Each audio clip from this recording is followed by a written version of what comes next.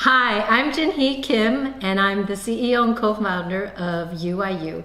We're an esports organization that started in 2017, and we started in the FGC. And I'm Drew, the president of UYU, and we're proud to be an organization that's still very much so in the FGC. I feel like our roots are in the FGC and that we've gone out into other titles, other esports, but we really feel like the FGC is our home and where we've grown out of. So today we're really excited to have this opportunity with Capcom to talk to you about what it's like to be a pro-sponsored player with an organization. So we're going to try to walk you through and demystify some of the process and kind of explain to you like what the relationship of you as a pro player is with the organization. So, what is the reason that a player would want to get sponsored? Why would you want to become one of these sponsored players? So there's things that you get as benefits of being a sponsored player. This includes mainly, I would say, the biggest thing is offsetting a lot of the resources that it takes to kind of compete at the highest level, right? For the Capcom Pro Tour, if you're trying to qualify for the Capcom Cup, you have to do an extensive amount of travel. So that's going to be travel costs, hotel costs, registration, mm-hmm. Right? Even just being able to attend all these events, and also for a lot of people to have the time to actually put the practice hours in, you're going to need some sort of salary to help offset things as well. Yeah, living costs, right? So. It's kind of going back to other kinds of support outside of financial. It is also to help grow your personal brand, right? Mm-hmm. So there's a part of you that's like the competitor, and then there's also the other part of you that's your personality, your personal brand, your social media presence, which is really important these days. And so an org can also help you with that. They have hopefully the network of the other players or stream team members. They can amplify things that you're tweeting about or the content that you're making. Well, they have a whole team, or organizations should have a whole team of content creators, right? So that's not just the actual stream team, which sometimes is labeled content creators. That's people who help to take photos at events, edit photos for social media kind of experts. People who record videos, videographers, people who edit stuff together, graphic designers. So you get this whole kind of team around you to help build up your personal brand. I think like to me, whenever people talk about personal brands in FGC, one of my favorite examples is Smug. I think Smug has like such a great personal brand.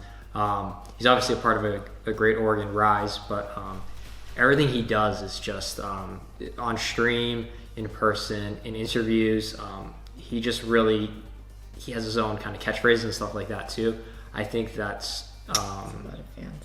Yeah, across social media too. He really portrays like what a good example of a top competing pro with a great personal brand who still fits well into his kind of org's brand and everything like that. Yeah. So I think that for everyone, acquiring a sponsorship is not always necessary, right? It depends on what you're looking to do.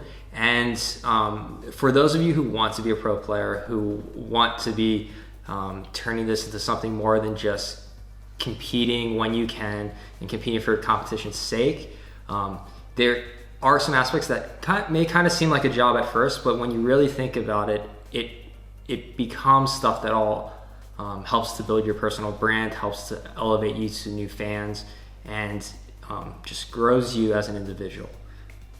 Yeah. So, one, we want the players to go to as many events as possible, as many tournaments as possible, and do well, and hopefully they do qualify to play at the end of the year in Capcom Cup.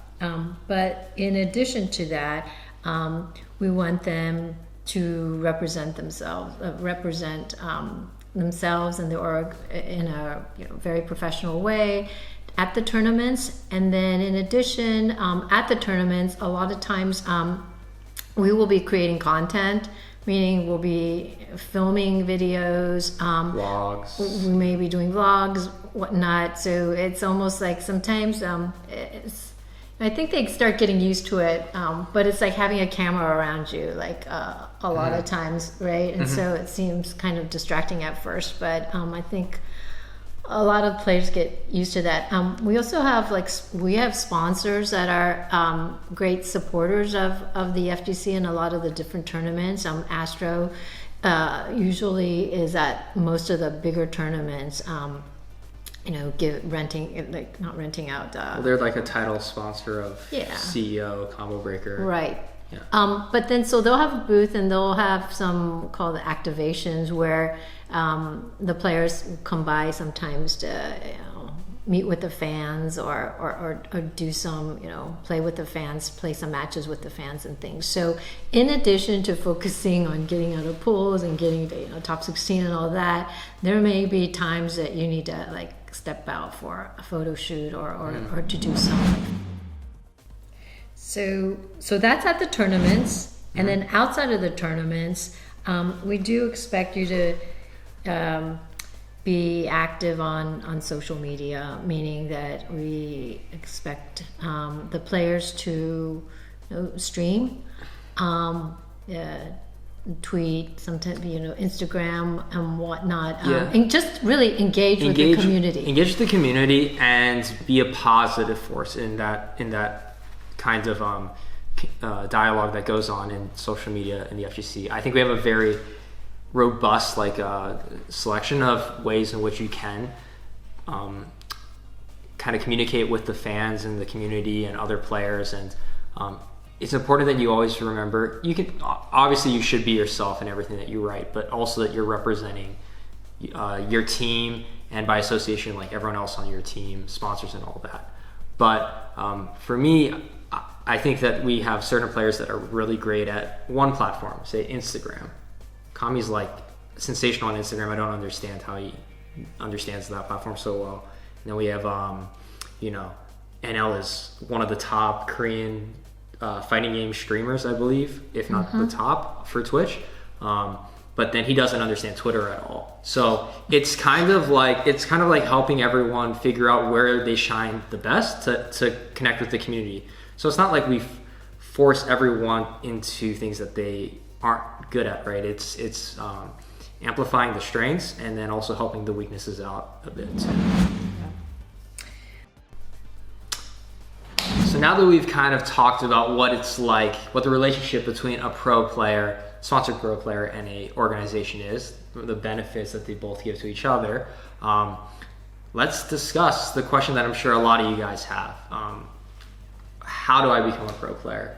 What's that journey like? What's it going to look like? What do I need to have? Do I need to win Evo? Do I need to, bring home all these medals? Do I need to send you a highlight reel? What do I need to do? Yeah, so what do you need to do? Let's see. So that was a nice reversal. I think it's really, there's no one way, right? Yeah, absolutely. So I thinking about this and kind of thinking about how one applies to college, right? And you kind of have, that you need to apply when you're a senior and you have a goal and you kind of have an idea of some of the schools that you want, like your dream schools and whatnot. But you don't wait until you're a senior to think about what's going to fill that application, right?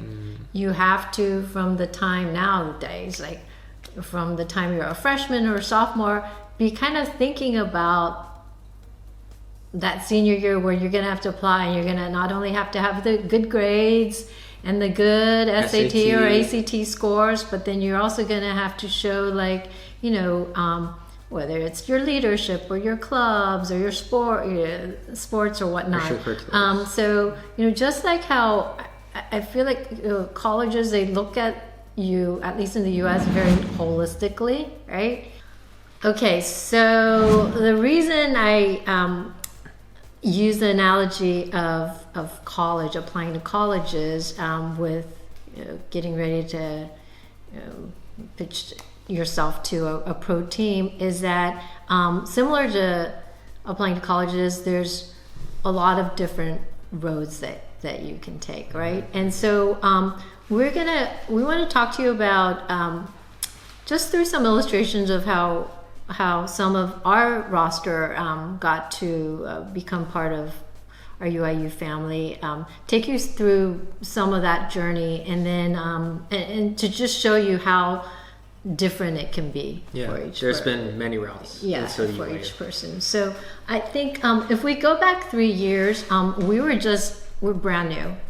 No one had ever heard of us, right? So so it wasn't like we were getting inbounds resumes or emails or DMs about joining our team. We had to reach out to people, right? So we had to scout them, and then we had to convince them and basically do a pitch to them. So it was actually the reverse situation of what we now get. Right. So let's use Jinhee as an example. Right? Okay. So if you guys don't know, if you guys are only Street Fighter. But he plays Street Fighter. I know, I'm going to explain. He's a Tekken player from Korea. He burst onto the scene at EVO in 2017 where he got winner side top 8. He only went to like a few tournaments that whole year. I just saw like an amazing talent and an amazing personality, just so much charisma. Also, I knew that he was like a bodybuilder too, so that was cool to me, that he had this like other passion. And since then, you guys probably do know him because he has this last year and the year before competed in any Tekken event that also had a CPT event attached to it. He did try to compete in both. And he became the first player to be top 8 at a CPT and Tekken World Tour event at the same tournament. Yeah. So with someone like Jinhee, we did see highlights from EVO. We saw some highlights from I think it was a Master Cup. And then he also streamed, and so we started watching some of his streams, right? And we were dipping into different people's streams to see what their personality was like. And we were speaking to kind of like community members that we had become friends with, and that's right, and gained like the trust of. We wanted to make sure we did this the right way. We had heard of stories of orgs coming into FGC and leaving, and we didn't want to be that. We wanted to really understand the FGC. We wanted to really do things the right way and do it very purposefully. So we had a lot of people who we could turn to for Tekken, for Street Fighter, So that we should have mentioned that at the beginning is that within the community we did start talking to people that we respected in the community and asked them about players that they thought had the potential with the support, had the potential to be top 16 or whatnot, right? And so we got some references from people, but then we also were watching tournament footage. I was watching NLBC every week and WNF as well. And then we were also speaking to Valle, who runs WNF. We were speaking to a lot of people actually to kind of just scout around, right? So I think that example, what we'd like to get across to you guys is to go to your locals. That's a big one. That is a big one. Go to your locals because you're gonna get on stream. You're gonna get to know the community members. They're going to speak on your behalf. All of those are streamed. The bigger ones, but the smaller ones also are streamed, or people are tweeting results and things, and just like engaging with each other in the community that way. So really highly encourage everyone to get out there. Yeah, your local scene becomes your kind of crew or even team before you ever join an org, right? That's where you got to really start. And when we go and talk to someone,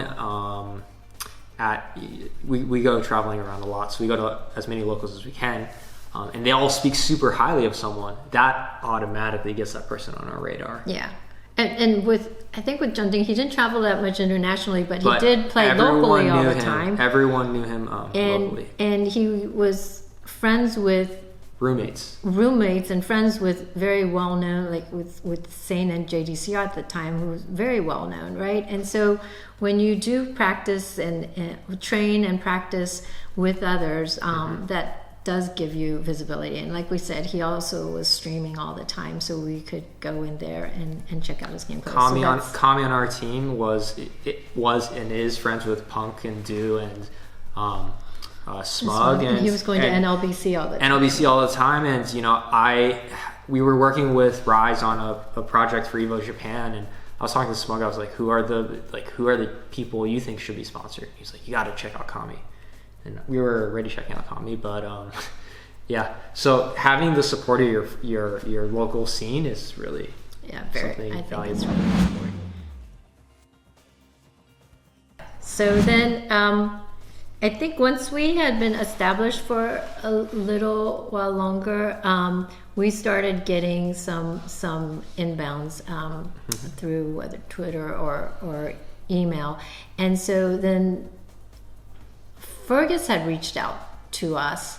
He's an Irish Tekken player. He's a Tekken player, from Ireland, and he sent us a nice email. I don't think it was like really that formal, but he introduced himself and almost like a cover letter, just in the email, talked about some of his competitive accomplishments, and then gave us links to his stream and his Twitter and whatnot. But what really helped with that was, so he kind of wrote out what he wanted to do within Tekken and the FGC, which was not just compete, but to create content for the community to help people learn this game that he loves. And the very, I guess, fortuitous for him and ironic thing is that at the time I was trying to learn Tekken 7, which I had not played Tekken since Tekken 2 or 3. So I was actually watching his videos, were among my batch of videos I was watching to learn Tekken 7. So when he applied, I was like, I already know who this guy is. He's been the one who's been teaching me how to do these character tutorials. So creating content can help. Yep. But yeah, this is an example of someone who sent in a resume of sorts. And so we didn't know that he was looking for a sponsor, because a lot of times we don't know people who are looking for sponsors, or sometimes they have. I think he had a tag in front of his name, so we just assumed they're sponsored, right? Mm-hmm. But it was like a clan. It was a group of friends that had a tag in front of their name, and so we wouldn't have reached out to him if he hadn't reached out to us. Just a quick note on that: if you really do want to be sponsored, I would advise against putting anything in front of your name. If it's like a meme or a joke, if it's a group that really supports you and you want to represent them, or you want to represent your hometown or I've seen colleges like WSU, I think at Evo had like a group out there, Kennesaw State at DreamHack. But if you aren't really on an organization but you want to get on one, sometimes signing up for tournaments with those letters in front of your name, when we look through results, we are like, oh well, that guy's already signed. And both Kami and Smug were with Pi, and Smug tells the story of how a tier 1, who I can't name, actually thought he was already signed, and so he couldn't actually, he lost the opportunity to go to a team before Rise due to them being like, well, he signed with this Team Pi. So just something to think about, like, before you throw letters in front of your name. Yeah.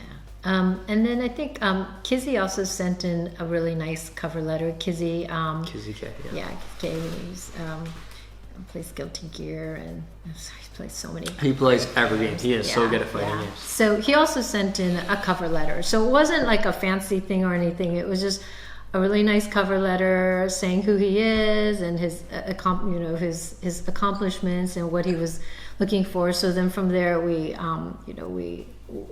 talked to him, and we also just talked to the community. And Kizzy is an example, like we said earlier, of like going to your locals, like building good rapport with people over when you go to tournaments and stuff. There's probably a few people who are more beloved than Kizzy. Like everyone would give, or that we talked to would give the thumbs up, double thumbs up, and like vouch for him. So Yeah. That's a really important thing. Like, be a good, as Kizzy would say, don't be wet. So, given that these were successful examples of players who sent us emails, we interviewed them, they got on the team, they passed the vibe check. I'm going to regret saying that later. But what are some like do's and don'ts of emails that will either get them like disqualified, or you won't even read it, or... So, for every like good email, there's probably like 25 like that. So we get a lot of emails that's like, and DMs too. Hey, how do you get on your team? Okay. Or literally that's it. That's it. The email. And like, okay, I don't think I'm going to answer that, but they can watch this instead. Or I'll be like, oh, I'm a Street Fighter player from, and sometimes they'll say where they're from, like some state or something, and I want to be on your team. Okay, I have their email. I don't know your Twitter. I don't know, like, do you stream? Do you like, there's no information. So that's like super unhelpful. So that is not the way to reach out to a team.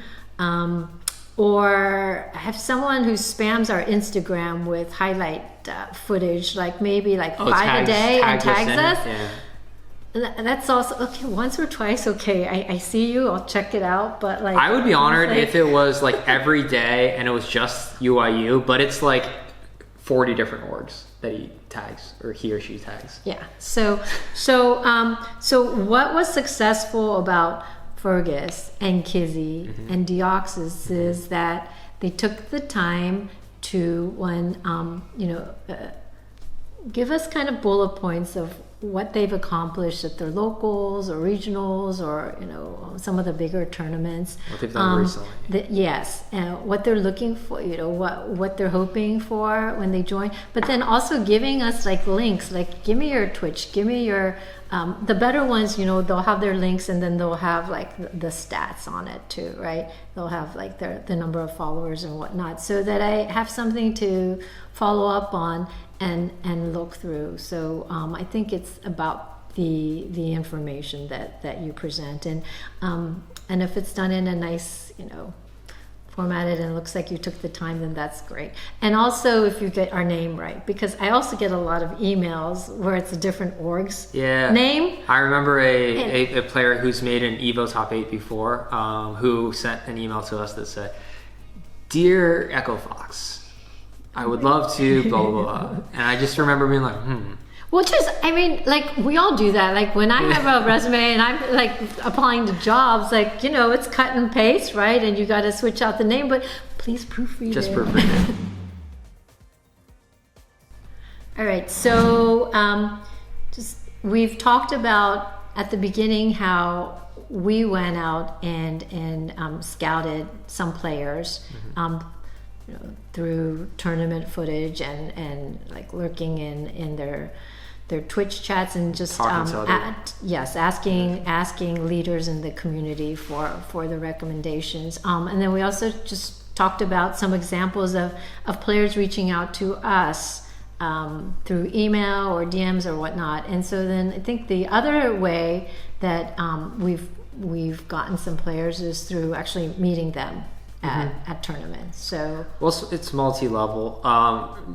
Sometimes we'll send out a resume, we'll read it, we for whatever reason won't have enough time to get through it, or we don't have availability right then, but getting to meet you in person and then you introduce yourself, like that's always like, please always do introduce yourself if you see either of us or our general manager, or Chelsea, our player manager, works with us, or other players. If you want to join the org, like make yourself known to them and say, I'm so-and-so, I play this game, I made this character. You can even tell me your pool, and like if I have time, I'll check it out, especially if you send a resume through.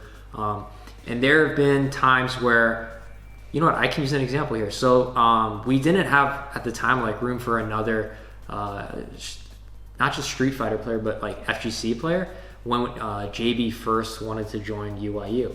But he introduced himself at Wednesday Night Fights, and then at subsequent tournaments, like almost every major, he'd always say hi. talk to us. And so I became invested in, like, we're friends now, and I became invested in wanting to watch his matches.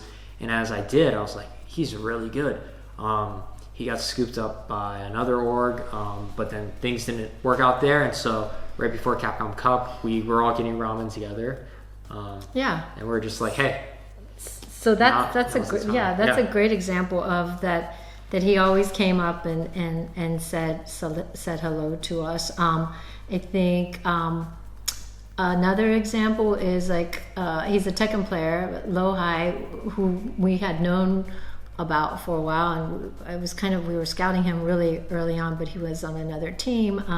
But then also at different events, spoke to him, got to know him, and then found out that he was looking for another org. And so I wouldn't have known that because I wouldn't have reached out to him about it, but from the tournament and having a conversation that happened. Maureen, who's our Street Fighter, I guess is she the newest? And I mean, I had heard about her, but then it was at a tournament. I think at CEO, I was kind of watching her matches and just Toguro? Yeah, I didn't see that one, but like I was watching her at the matches and just seeing how not only I knew she played really well, but how she was conducting herself and at the tournament and with the other people and things. So she doesn't know that, but like I watched her at that tournament and I watched her at another tournament. It's a little creepy. No, I know. Well, same with Oil King. Like I saw him at Evo 2018 in the first Evo in Tokyo, and he doesn't know, but like I kind of was like following his different pulls and just watching to see like how he was doing. And I think at final round we actually had a nice chat with him and just saw his personality and kind of what he was like. It's always the Rashid players. Did you notice that? Someone told me like it's all these Rashid players. I never think about the character. I think about the person, but I never think about the characters. Oh, actually, yeah. There's some characters I'm like, oh, I don't like to watch them. So like, that's just me. That's just, it's like an inside joke. But so at the tournaments, like, please, like Drew says, if you are at a tournament and you see a member of whether it's staff or a player, do go up and say hi and make yourself known, because that's. Even if you don't feel like you're at the level yet to be on UYU, but you eventually want to be on a team or UYU or a team like us, make sure you come and introduce yourself. Let me know who you are. I've met people at a local in Atlanta, but then also at majors who are like, yeah, this is my second year of playing. I only knew about Street Fighter Online. I didn't know we had these offline things, and now I know about the FGC, and I've seen those people's growth paths. And I have a lot of friends who own kind of, I guess they're called like in COD, they're called amateur orgs, but they're professional orgs, and they're looking to get into fighting games. And so when those people ask me, maybe this person's not right for UYU, but then I'm like, there's this kid, he's like been grinding, he's on the come up, you should definitely take a look at him. And I'll always give that kind of recommendation. A lot of people do come to us when they're looking at the FGC to kind of say, hey, who are some people worth looking at? Yeah. So please say hi. We're friendly. So we just went over with some of the examples of our players and how they came to be part of our team. As we said, some of them we scouted online through tournament videos, through their Twitch, talking to community members, and then some of them came to us with emails, cover letters, or little resumes, and outlining like what their accomplishments are, their social handles, their numbers, and then we interviewed them. And then the third way we talked about was we met people when we attended tournaments, right? And we would get to know them over a period of time because they came by and said hello to us, or we watched some of them. So kind of to summarize what we've been talking about, just in terms of what about these people like stood out to us to bring them onto the team? It was, yes, it was their results, or we thought their potential. If we gave them the right support to reach certain competitive results. So results, and then social, right? Their social presence. And that means that whether they're active on Twitter, interacting with the community or sharing content, whether they're streaming, which means that they're also engaging with the community and their followers and kind of giving back. When you're talking about YouTube like videos, content, tutorials for the community, holding your own tournaments. I mean, especially in the current environment we're in June 2020 right now, holding online tournaments. It's really seeing you taking initiative, right? And so I think that's where we kind of want to talk about another really important thing, at least for us, and I hope this is true for most organizations, is what you bring to the community. Us giving you the support, the financial support, and then we talk about the support for content creation and all that, like how that ends up benefiting the community. And going back to my college analogy, is like, if the college accepts you, then how do you benefit your classmates? And then with the resources that you get from those 4 years, how do you go out and benefit other people and benefit the world after you graduate? Well, yeah, so we're getting really lofty here, but I know we're talking fighting games, but like I do think that for me, like what I get so much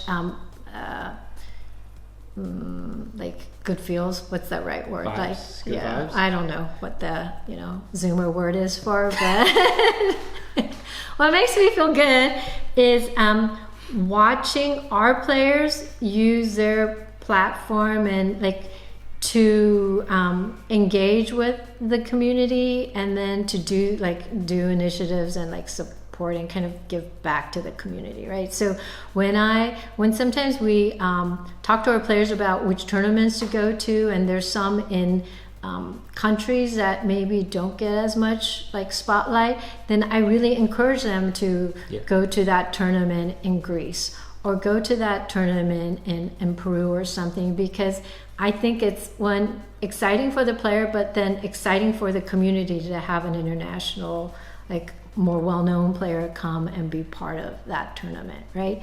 And so once they're there, I want them to also be a really good representative, not just of our org, but just of Tekken or Street Fighter. Yeah, and of the FGC. Yeah. And so we really like encourage our players to think about the community, how to help it grow, how to create more opportunities for more people. And this is kind of where the responsibilities of like when we have sponsors, that helps us support the players in some of the initiatives that we have, tournaments or little like UYUFC things that we have here.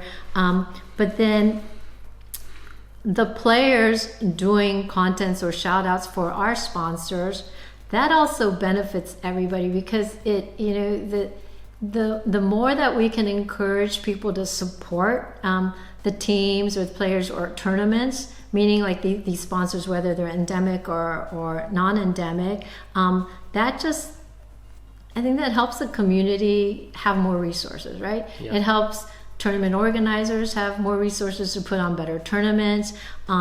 It puts more spotlight, maybe more prize money into some of the tournaments, and so I kind of try to make the players understand that when they are doing some sponsorship deliverables, like it is to kind of we're trying to. It's not selling it. Like people are like, "Oh, you're selling out. It's not selling out. This and this." It's not selling out. It's buying in. I stole that from someone else. It's not selling out. It's buying in, and it's helping us to elevate the position that our org is in, because it's just like any big player, right? Like without your Daigo, like, and without your who's the biggest gamer in the world? Ninja, right? Without your Ninja for Fortnite, like championing it and taking it to these new heights and getting on Ellen and the Today Show and doing all these kind of crazy things. You need those kind of champions to help the scene. But what we don't want to happen is for you to become this huge star, forget about everyone else that came before you, forget about grassroots, forget about your locals, and just, you know, peace out with the checks and whatever. We want to make sure that everyone always leaves places better, and always puts things back into the ecosystem, puts things back into the community, and helps to build this all up together. Rising tide lifts all boats is really something that we believe. And we want everyone in FGC to do well, from the players to the TOs to the developers to everyone, artists. It's all a virtuous cycle. We're all in this together. Yeah.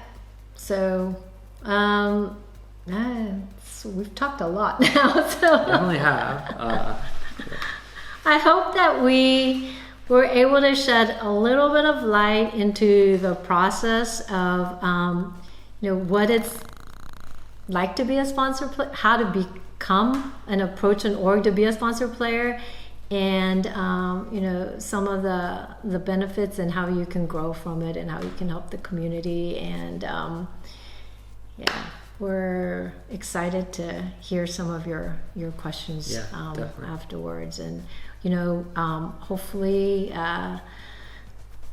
soon in the future, we don't know exactly when, we will be able to meet you guys at some great tournament, and if we're there and we see you, please come by and say hi, or tweet at us, whatever. We're like, FGC on 3.